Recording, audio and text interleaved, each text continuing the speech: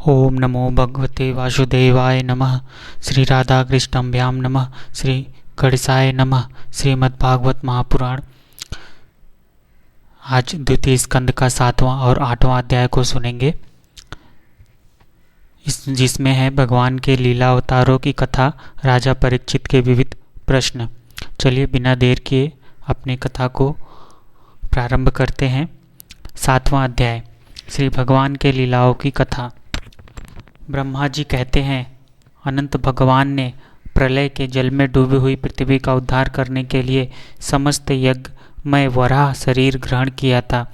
आदि दैत्य हिरण्याकक्ष जल के अंदर ही लड़ने के लिए उनके सामने आया। जैसे इंद्र ने अपने वज्र से पर्वतों के पंख काट डाले थे, वैसे ही वराह भगवान ने अपनी दाढ़ों से उनके टुकड़े टुकड़े कर दिए। फिर उन्हीं प्रभु ने रुचि नामक प्रजापति की पत्नी आकुति के गर्भ से सुयज्ञ के रूप में अवतार ग्रहण किया। उन अवतारों में उन्होंने दक्षिणा नामक नाम की पत्नी से स्वयं नाम के देवताओं को उत्पन्न किया और तीनों लोकों के बड़े बड़े संकट हर लिए। इसी से स्वयंभू मनु ने उन्हें हरि के नाम से पुकारा। नारद कर्दम प्रजापति के घर देवहूति के गर्भ से 9 बहनों के साथ भगवान ने कपिल के रूप में अवतार ग्रहण किया। उन्होंने अपने माता को उस आत्मज्ञान का उपदेश किया जिससे वे इसी जन्म में अपने हृदय के संपूर्ण मल, तीनों गुणों की आसक्ति का सारा कीचड़ धोकर कपिल भगवान के वास्तविक स्वरूप को प्राप्त हो गई। महर्षि आत्रि भगवान को पुत्र के रूप में प्राप्त करना चाहते थे। उन पर प्रसन्न होकर भगवान ने उनसे एक दिन कहा कि मैंने अपने आप को तुम्हें दे दिया। इसी से अवतार लेने पर भगवान का नाम दत्तात्रेय पड़ा। उनके चरण कमलों के पराग से अपने शरीर को पवित्र करके राजा यदु और शस्त्रार्जुन आदि ने योग की भोग और मोक्ष दोनों की सिद्धियां प्राप्त की। नारद, सृष्टि के प्रारंभ में मैंने विविध लोकों को रचने की इच्छा से तपस्या की। मेरे उस अखंड तप से प्रसन्न होकर उन्होंने तप अर्थ वाले सन नाम से युक्त होकर सनक, सनंदन, सनातन और संत कुमार के रूप में अवतार ग्रहण किया। इस अवतार में उन्होंने प्रत्येक प्रलय के कारण पहले कल्प से भूलकर आत्मज्ञान का ऋषियों के प्रति यथावत उपदेश किया, जिससे उन लोगों ने तत्काल परम तत्व का अपने हृदय में साक्षात्कार कर लिया। धर्म की पत्नी दक्ष कन्या मूर्ति के गर्भ से वे नर नारायण के रूप में प्रकट हुए। उनकी तपस्या का प्रभाव उन्हीं के जैसा था। इंद्र की भेजी हुई कामना की सेना अप्सराएं उनके सामने जाते ही अपना स्वभाव खो बैठी। वे अपने हाव भाव से उन आत्मस्वरूप भगवान की तपस्या में विघ्न नहीं डाल सकी। नारद, शंकर आदि महानुभाव अपनी रोष भरी दृष्टि से कामदेव को जला देते हैं, परंतु अपने आप को जलाने वाले असहाय क्रोध को वे नहीं जला पाते। वही क्रोध नर नारायण के निर्मल हृदय में प्रवेश करने के पहले ही डर के मारे कांप जाता है। फिर भला उनके हृदय में काम का प्रवेश तो हो ही कैसे सकता है। अपने पिता राजा उत्तानपाद के पास बैठे हुए 5 वर्ष के बालक ध्रुव को उनकी सौतेली माता सुरुचि ने अपने वचन बाणों से बेध दिया था। इतनी छोटी अवस्था होने पर भी वे उस ग्लानि से तपस्या करने के लिए वन में चले गए। उनकी प्रार्थना से प्रसन्न होकर भगवान प्रकट हुए और उन्होंने ध्रुव को ध्रुवपद वरदान दिया। आज भी ध्रुव के ऊपर नीचे प्रदक्षिणा करते हुए दिव्य महर्षिगण उनकी स्तुति करते रहते हैं। कुमार्गामी वेनका ऐश्वर्य और पौरुष ब्राह्मणों के हुंकार रूपी ब्रज से जलकर भस्म हो गया। वह नरक में गिरने लगा। ऋषियों की प्रार्थना पर भगवान ने उसके शरीर मंथन से पृथ्वी के रूप में अवतार धारण कर उसे नरकों से उबारा और इस प्रकार पुत्र शब्द को चरितार्थ किया। उसी अवतार में पृथ्वी को गाय बनाकर उन्होंने उससे जगत के लिए समस्त औषधियों का दोहन किया।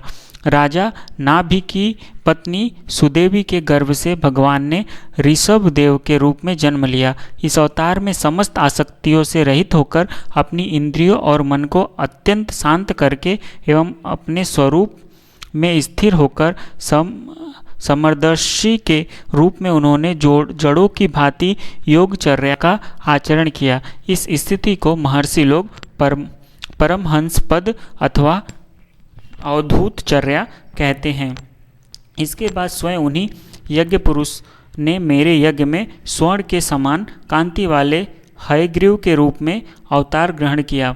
भगवान का वह विग्रह वेदमय, यज्ञमय और सर्वदेवमय है। उन्हीं की नासिका से श्वास के रूप में वेदवाणी प्रकट हुई। चाक्षुष मवंतर के अंत में भावी मनु सत्यव्रत ने मत्स्य रूप में भगवान को प्राप्त किया था। उस समय पृथ्वी रूप नौका के आश्रय होने के कारण वे ही समस्त जीवों के आश्रय बने। प्रलय के उस भयंकर जल में मेरे मुख से गिरे हुए वेदों को लेकर वे उसी में विहार करते रहे। जब मुख्य देवता और दानव अमृत की प्राप्ति के लिए क्षीर सागर को मथ रहे थे, तब भगवान ने कच्छप के रूप में अपनी पीठ पर मंदराचल धारण किया। उस समय पर्वत के घूमने के कारण उसकी रगड़ से उनकी पीठ की खुजलाहट थोड़ी मिट गई, जिससे वे कुछ क्षणों तक सुख की नींद सो गए। देवताओं का महान भय मिटाने के लिए उन्होंने नृसिंह का रूप धारण किया। फड़कती हुई भौं और तीखी दाढ़ों से उनका मुख बड़ा भयावना लगता था। हिरण्यकशिपु उन्हें देखते ही हाथ में गदा लेकर उन पर टूट पड़ा। इस पर भगवान नरसिंह ने दूर से ही उसे पकड़कर अपनी जांघों पर डाल दिया और उसके छटपटाते रहने पर भी अपने नखों से उसका पेट फाड़ डाला। भरे भारी सरोवर में महाबली ग्राह ने गजेंद्र का पैर पकड़ लिया। तब बहुत थक कर वह घबरा गया। तब उसने अपनी सूंड में कमल लेकर भगवान को पुकारा, हे आदि पुरुष, हे समस्त लोकों के स्वामी, हे श्रवण मात्र से कल्याण करने वाले। उसकी पुकार सुनकर अनंत शक्ति भगवान चक्रपाणी गरुड़ की पीठ पर चढ़कर वहां आए और अपने चक्र से उन्होंने ग्राह का मस्तक उखाड़ डाला। इस प्रकार कृपा पर वश भगवान ने अपने शरणागत गजेंद्र की सूंड पकड़कर उस विपत्ति से उसका उद्धार किया। भगवान वामन अदिति के पुत्रों में सबसे छोटे थे, परंतु गुणों की दृष्टि से वे सबसे बड़े थे, क्योंकि यज्ञ पुरुष भगवान ने इस अवतार में बलि के संकल्प तोड़ते ही संपूर्ण लोकों को अपने चरणों से ही नाप लिया था। वामन बनकर उन्होंने 3 पग पृथ्वी के बहाने बलि से सारी पृथ्वी तो ले ली, परंतु इससे यह बात सिद्ध कर दी कि सन्मार्ग पर चलने वाले पुरुषों को याचना के सिवा और किसी उपाय से समर्थ पुरुष भी अपने स्थान से नहीं हटा सकते, ऐश्वर्य से च्युत नहीं कर सकते। दैत्यराज बलि ने अपने सिर पर स्वयं वामन भगवान का चरणामृत धारण किया था। ऐसी स्थिति में उन्हें जो देवताओं के राजा इंद्र की पदवी मिली, इसमें कोई बलि का पुरुषार्थ नहीं था। अपने गुरु शुक्राचार्य के मना करने पर भी वे अपनी प्रतिज्ञा के विपरीत कुछ भी करने को तैयार नहीं हुए, और तो क्या भगवान का तीसरा पग पूरा करने के लिए उनके चरणों में सिर रखकर उन्होंने अपने आप को भी समर्पित कर दिया। नारद, तुम्हारे अत्यंत प्रेम भाव से परम प्रसन्न होकर हंस के रूप में भगवान ने तुम्हें योग ज्ञान और आत्म तत्व को प्रकाशित करने वाले भागवत धर्म का उपदेश किया। वह केवल भगवान के शरणागत भक्तों को ही सुगमता से प्राप्त होता है। वे ही भगवान स्वयंभू आदि मवंतरों में मनु के रूप में अवतार लेकर मनुवंश की रक्षा करते हुए 10 दिशाओं में अपने सुदर्शन चक्र के समान तेज से बेरोक टोक निष्कंटक राज्य करते हैं। तीनों लोकों के ऊपर सत्यलोक तक उनके चरित्रों की कमनीय कीर्ति फैल जाती है, और उसी रूप में समय समय पर पृथ्वी के भारभूत दुष्ट राजाओं का दमन भी करते रहते हैं। स्वनाम धन्य भगवान धन्वंतरी अपने नाम से ही बड़े बड़े रोगियों के रोग तत्काल नष्ट कर देते हैं। उन्होंने अमृत पिलाकर देवताओं को अमर कर दिया और दैत्यों के द्वारा हरण किए हुए उनके यज्ञ भाग उन्हें फिर से दिला दिया। उन्होंने ही अवतार लेकर संसार में आयुर्वेद का प्रवर्तन किया। जब संसार में ब्राह्मण द्रोही जब संसार में ब्राह्मण द्रोही आर्य मर्यादा का उल्लंघन करने वाले नारकीय क्षत्रिय अपने नाश के लिए ही दैववश बढ़ जाते हैं और पृथ्वी के कांटे बन जाते हैं, तब भगवान महापराक्रमी परशुराम के रूप में अवतरित होकर अपनी तीखी धार वाले फर से 21 बार उनका संहार करते हैं। मायापति भगवान हम पर अनुग्रह करने के लिए अपनी कलाओं भरत, शत्रुघ्न और लक्ष्मण के साथ श्री राम के रूप से इक्ष्वाकु के वंश में अवतीर्ण हुए थे। इस अवतार में अपने पिता की आज्ञा का पालन करने के लिए अपनी पत्नी और भाई के साथ वे वन में निवास करते हैं। उसी समय उनसे विरोध करके रावण उनके हाथों मरता है। त्रिपुर विमान को जलाने के लिए उदित शंकर के समान जिस समय भगवान राम शत्रु की नगरी लंका को भस्म करने के लिए समुद्र तट पर पहुंचते हैं, उस समय सीता के वियोग के कारण बढ़ी हुई क्रोधाग्नि से उनकी आंखें इतनी लाल हो जाती है कि उनकी दृष्टि से ही समुद्र के मगरमच्छ, सांप और ग्रह आदि जीव जलने लगते हैं और भय से थरथर कांपता हुआ समुद्र झटपट उन्हें मार दे देता है। जब रावण की कठोर छाती से टकराकर इंद्र के वाहन ऐरावत के दांत चूर चूर होकर चारों ओर फैल गए थे, जिससे दिशाएं सफ़ेद हो गई थी, तब दिग्विजय रावण घमंड से फूल कर हंसने लगा था। वही रावण जब श्री रामचंद्र की पत्नी सीता जी को चुराकर ले जाता है और लड़ाई के मैदान में उनसे लड़ने के लिए गर्वपूर्वक आता है, तब भगवान श्री राम के धनुष की डंकार से ही उसका वह घमंड प्राणों के साथ तत्क्षण विलीन हो जाता है। जिस समय सूंड दैत्य पृथ्वी को रौंद डालेंगे, उस समय उसका भार उतारने के लिए भगवान अपने सफ़ेद और काले केस से बलराम और श्री कृष्ण के रूप में कलावतार ग्रहण करेंगे। वे अपनी महिमा को प्रकट करने वाले इतने अद्भुत चरित्र करेंगे कि संसार के मनुष्य उनकी लीलाओं का रहस्य बिल्कुल नहीं समझ सकेंगे। बचपन में ही पुतना के प्राण हर लेना, 3 महीने की अवस्था में पैर उछालकर बड़ा भारी झकड़ा उलट देना और घुटनों के बल चलते चलते आकाश को छूने वाले यमलार्जुन वृक्षों के बीच में जाकर उन्हें उखाड़ देना, ये सब ऐसे कर्म हैं जिन्हें भगवान के सिवा और कोई नहीं कर सकता। जब कलिय नाग के बीच से दूषित हुआ यमुना जल पीकर बछड़े और गोप बालक मर जाएंगे, तब वे अपनी सुधामयी कृपा दृष्टि की वर्षा से ही उन्हें जीवित कर देंगे और यमुना जल को शुद्ध करने के लिए वे उसमें विहार करेंगे तथा विष की शक्ति से जीभ लपलपाते हुए कालिया नाग को वहाँ से निकाल देंगे। उसी दिन रात को जब सब लोग वही यमुना तट पर सो जाएंगे और दावाग्नि से आस पास का मुंज का वन चारों ओर से जलने लगेगा, तब बलराम जी के साथ वे प्राण संकट में पड़े हुए ब्रजवासियों को उनकी आंख बंद कराकर उस अग्नि से बचा लेंगे। उनकी यह लीला भी अलौकिक ही होगी। उनकी शक्ति वास्तव में अचिंत्य है। उनकी माता उन्हें बांधने के लिए जो रस्सी लाएंगी वही उनके उदर में पूरी नहीं पड़ेगी, 2 अंगुल छोटी ही रह जाएगी। तब जम्हाई लेते समय श्री कृष्ण के मुख में 14 भुवन देखकर पहले तो यशोदा भयभीत हो जाएगी, परंतु फिर वे संभल जाएंगी।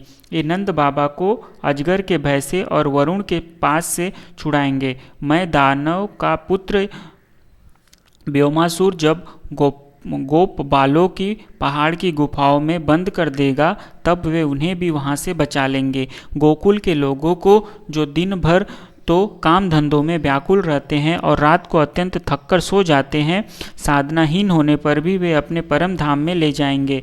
निष्पाप नारद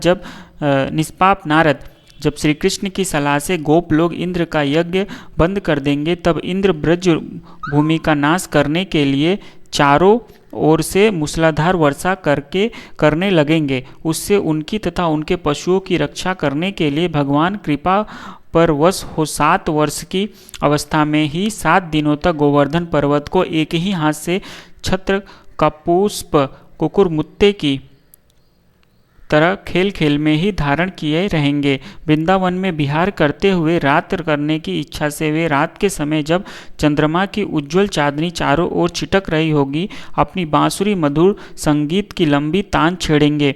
उससे प्रेम विवश होकर आई हुई गोपियों को जब कुबेर का सेवक शंखचूड़ हरण करेगा, तब वे उसका सिर उतार लेंगे। और भी बहुत से प्रलंबासुर, धेनुकासुर, बकासुर, केसी, अरिष्ठासुर आदि दैत्य, चारुण आदि पहलवान, कुवल या पिंड, हाथी, कंस, काल, यवन, भौमासुर, मिथ्या, वासुदेव, साल्व, द्विविंद, वानर, बल्लव, दंत वक्त्र, राजा, नग्नजित के 7 बैल, संबरासुर, विदुरथ और रुक्मी आदि तथा कंबोज, मत्स्य, कुरु, केकय और सृज्य आदि देशों के राजलोग एक जो भी योद्धा धनुष धारण करके युद्ध के मैदान में सामने आएंगे, वे सब बलराम, भीमसेन और अर्जुन आदि नामों की आड़ में स्वयं भगवान के द्वारा मारे जाकर उन्हीं के धाम में चले जाएंगे। समय के फेर से लोगों की समझ कम हो जाती है, आयु भी कम होने लगती है। उस समय जब भगवान देखते हैं कि अब ये लोग मेरे तत्व को बतलाने वाली वेदवाणी को समझने में असमर्थ हो जा रहे हैं, तब प्रत्येक कल्प में सत्यवती के गर्भ से व्यास के रूप में प्रकट होकर वे वेद रूपी वृक्ष का विभिन्न शाखाओं के रूप में विभाजन कर देते हैं। देवताओं के शत्रु दैत्य लोग भी वेद मार्ग का सहारा लेकर मैं दानव के बताए हुए अदृश्य वेग वाले नगर में रहकर लोगों का सत्यानाश करने लगेंगे। तब भगवान लोगों की बुद्धि में मोह और अत्यंत लोभ उत्पन्न करने वाला वेश धारण करके युद्ध में बुद्ध के रूप में बहुत से उपधर्मों का उपदेश करेंगे। कलयुग के अंत में जब सत्पुरुषों के घर भी भगवान की कथा होने में बाधा पड़ने लगेगी, ब्राह्मण, क्षत्रिय तथा वैश्य, पाखंडी और क्षुद्र राजा हो जाएंगे। यहाँ तक कि कहीं भी स्वाहा, स्वधा और वक्षटार की ध्वनि देवता पितरों के यज्ञ श्राद्ध की बात तक नहीं सुनाई पड़ेगी। तब कलयुग का शासन करने के लिए भगवान कल की अवतार ग्रहण करेंगे। तब संसार की रचना का समय होता है। तब तपस्या, 9 प्रजापति, मरीचि आदि ऋषि और मेरे रूप में जब सृष्टि की रक्षा का समय होता है, तब धर्म, विष्णु, मनु देवता और राजाओं के रूप में, तथा जब सृष्टि के प्रलय का समय होता है, तब अधर्म, रुद्र या क्रोधवश नाम, सर्प एवं दैत्य आदि के रूप में सर्वशक्तिमान भगवान की माया विभूति ही प्रकट होती है। अपनी प्रतिभा के बल से पृथ्वी के एक एक धूलि कण को गिन चुनने पर भी जगत में ऐसा कौन पुरुष है जो भगवान की शक्तियों की गणना कर सके। जब वे त्रिविक्रम अवतार लेकर त्रिलोकी को नाप रहे थे, उस समय उनके चरणों के अदम्य वेग से प्रकृति रूप अंतिम अवतार से लेकर सत्यलोक तक सारा ब्रह्मांड कांपने लगा था। तब उन्होंने ही अपनी शक्ति से उसे स्थिर किया था। समस्त सृष्टि की रचना और संहार करने वाली माता उनकी एक शक्ति है। ऐसी ऐसी अनंत शक्तियों के आश्रय उनके स्वरूप को न मैं जानता हूँ और न वे तुम्हारे बड़े भाई सनकादि, फिर दूसरों का तो कहना ही क्या है। आदिदेव भगवान शेष सहस्त्र मुख से उनके गुणों का गायन करते आ रहे हैं, परंतु वे अब भी उनके अंत की कल्पना नहीं कर सकते। जो निष्कपट भाव से अपना सर्वत्र और अपने आप को ही उनके चरण कमलों में निछावर कर देते हैं, उन पर वे अनंत भगवान स्वयं ही अपनी ओर से दया करते हैं और अपनी दया के पात्र ही उनकी दुस्तर माया का स्वरूप जानते हैं और उसके पार जा पाते हैं। वास्तव में ऐसे पुरुष ही कुत्ते और सियारों के कलेवा रूप अपने और पुत्र आदि के शरीर में यह मैं हूँ और यह मेरा है ऐसा भाव नहीं करते। प्यारे नारद, परम पुरुष की उस योग माया को मैं जानता हूँ तथा तुम लोग भगवान शंकर, दैत्य कुलभूषण प्रहलाद, सतरूपा, मनुपुत्र, प्रियव्रत आदि प्राचीन वही श्री ऋभु और ध्रुव भी जानते हैं। उनके सिवा इक्ष्वाकु, पुरुरवा, मुचुकुंद, जनक, गाधी, रघु, अंबरीय, सगर, गय, ययाति आदि तथा मानधाता, अलर्क, सतधन्वा, अनु, रंतिदेव, भीष्म, बलि, अमूर्त्यरय, दिलीप, सौभरी, उतंक, शिबी, देवल, पिप्लाद, सारस्वत, उद्धव, पराशर, भूरिश्रव एवं विभीषण, हनुमान, सुखदेव, अर्जुन, अष्टविषेण, विदुर और ऋतदेव आदि महात्मा भी जानते हैं, जिन्हें भगवान के प्रेमी भक्तों का स्वभाव बनाने की शिक्षा मिली है। वे स्त्री, शूद्र, हूण, भील और पाप के कारण पशु पक्षी आदि योनियों में रहने वाले भी भगवान की माया का रहस्य जान जाते हैं और इस संसार सागर से सदा के लिए पार हो जाते हैं। फिर जो लोग वैदिक सदाचार का पालन करते हैं उनके संबंध में तो कहना ही क्या। परमात्मा का वास्तविक स्वरूप एकरस, शांत, अभय एवं केवल ज्ञान स्वरूप है। न उसमें माया का मल है और न तो उसके द्वारा रची हुई विषमताएं ही। वह सत्य और असत्य दोनों से परे है। किसी भी वैदिक या लौकिक शब्द की वहाँ तक पहुँच नहीं है। अनेक प्रकार के साधनों से संपन्न होने वाले कर्मों का फल भी वहाँ तक नहीं पहुँच सकता। और तो क्या, स्वयं माया भी उनके सामने नहीं जा पाती, लजाकर भाग खड़ी होती है। परम पुरुष भगवान का वही परम पद है। महात्मा लोग उसी का शोक रहित अनंत आनंद स्वरूप ब्रह्मा के रूप में साक्षात्कार करते हैं। यह संयमशील पुरुष उसी में अपने मन को समाहित करके स्थित हो जाते हैं। जैसे इंद्र स्वयं मेघ रूप से विद्यमान होने के कारण जल के लिए कुआं खोदने की कुदाल नहीं रखते, वैसे ही वे भेद दूर करने वाले ज्ञान साधनों को भी छोड़ देते हैं। समस्त कर्मों के फल भी भगवान ही देते हैं, क्योंकि मनुष्य अपने स्वभाव के अनुसार जो शुभ कर्म करता है वह सब उन्हीं की प्रेरणा से होता है। इस शरीर में रहने वाले पंचभूतों के अलग अलग हो जाने पर यह शरीर नष्ट हो जाता है, तब भी इसमें रहने वाला अजन्मा पुरुष आकाश के समान नष्ट नहीं होता। बेटा नारद, संकल्प से विश्व की रचना करने वाले षडैश्वर्य संपन्न श्री हरि का मैं तुम्हारे सामने संक्षेप में वर्णन किया। जो कुछ कार्य कारण अथवा भाव अभाव है वह सब भगवान से भिन्न नहीं है, फिर भी भगवान तो इससे पृथक भी है ही। भगवान ने मुझे जो उपदेश दिया था वह यही भागवत है। इसमें भगवान की विभूतियों का संक्षिप्त वर्णन है। तुम इसका विस्तार करो। जिस प्रकार सबके आश्रय और सर्व स्वरूप भगवान श्री हरि में लोगों की प्रेममयी भक्ति हो, ऐसा निश्चय करके इसका वर्णन करो। जो पुरुष भगवान की अचिन्ह शक्ति माया का वर्णन या दूसरों के द्वारा किए हुए वर्णन का अनुमोदन करते हैं अथवा श्रद्धा के साथ नित्य श्रवण करते हैं, उनका चित्त माया से कभी मोहित नहीं होता। प्रेम से बोलो राधे राधे। हमारा द्वितीय स्कंद का 7वां अध्याय यहाँ पे ख़त्म होता है। इसके बाद हम लोग 8वां अध्याय की शुरुआत करने जा रहे हैं, जिसमें है राजा परीक्षित के विविध प्रश्न। चलिए स्टार्ट करते हैं। राजा परीक्षित ने कहा, भगवान आप देवताओं में श्रेष्ठ है। मैं आपसे यह जानना चाहता हूँ कि जब ब्रह्मा जी ने निर्गुण भगवान के गुणों का वर्णन करने के लिए नारद जी को आदेश दिया, तब उन्होंने किन किन को किस रूप में उपदेश दिया। एक तो अचिन्ह शक्तियों के आश्रय भगवान की कथाएं ही लोगों का परम मंगल करने वाली है। दूसरे देवर्षि नारद का सबसे भगवत दर्शन कराने का स्वभाव है। अवश्य ही आप उनकी बातें मुझे सुनाइए। महाभाग्यवान सुखदेव जी, आप मुझे ऐसा उपदेश कीजिए कि मैं अपने आसक्ति रहित मन को सर्वात्मा भगवान श्री कृष्ण में तन्मय करके अपना शरीर छोड़ सकूं। जो लोग उनकी लीलाओं का श्रद्धा के साथ नित्य श्रवण और कथन करते हैं, उनके हृदय में थोड़े ही समय में भगवान प्रकट हो जाते हैं। श्री कृष्ण कान के छिद्रों के द्वारा अपने भक्तों के भाव में हृदय कमल पर जाकर बैठ जाते हैं और जैसे शरद ऋतु जल का गंदलापन मिटा देती है, वैसे ही वे भक्तों के मनोमल का नाश कर देते हैं। जिनका हृदय शुद्ध हो जाता है वह श्री कृष्ण के चरण कमलों को एक क्षण के लिए भी नहीं छोड़ता। जैसे मार्ग के समस्त क्लेशों से छूटकर घर आया हुआ पथिक अपने घर को नहीं छोड़ता, भगवान जीव का पंचभूतों के साथ कोई संबंध नहीं है, फिर भी इसका शरीर पंचभूतों से ही बनता है। तो क्या स्वभाव से ही ऐसा होता है अथवा किसी कारणवश आप इस बात का मर्म पूर्व रीति से जानते हैं? आपने बतलाया है कि भगवान की नाभि से वह कमल प्रकट हुआ जिसमें लोकों की रचना हुई। वह जीव अपने सीमित अवयव से जैसे परिच्छिन्न है, वैसे ही आपने परमात्मा को भी सीमित अवयव से परीक्षित सा वर्णन किया। यह क्या बात है?